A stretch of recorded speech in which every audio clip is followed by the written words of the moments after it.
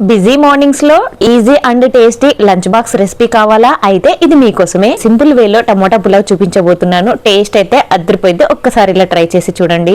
Like చేసి subscribe చేసుకుని చూడొచ్చు కదా. ముందుగా దీనికోసం 4 ఉల్లిపాయలు, 3 పచ్చిమిర్చి, 3 టమోటాలు, అలాగే పుదీనా తీసుకోండి. ఆ తర్వాత ఉల్లిపాయలు ఇక్కడ చూపిస్తున్న విధంగా పొడవుగా కట్ చేసుకోండి. పచ్చిమిర్చిని కూడా చిన్నగా చీరుకోవాలి. ఆ తర్వాత 2 టమోటాలని సన్నగా పొడవుగా కట్ చేసుకోండి. ఒక టమోటాని మిక్సీ ఆడించి పక్కకు పెట్టేసుకోండి.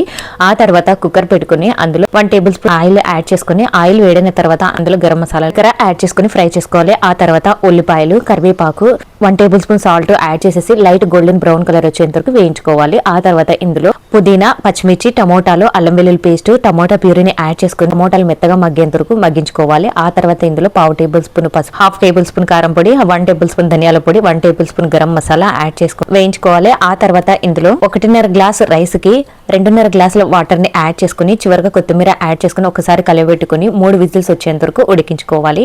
చూసారు కదండి ఎంత సింపుల్. నచ్చితే ట్రై చేసి ఎలా వచ్చిందో కమెంట్స్ లో షేర్ చేయడం మాత్రం మర్చిపోవద్దు. Have a nice day. Thanks for watching.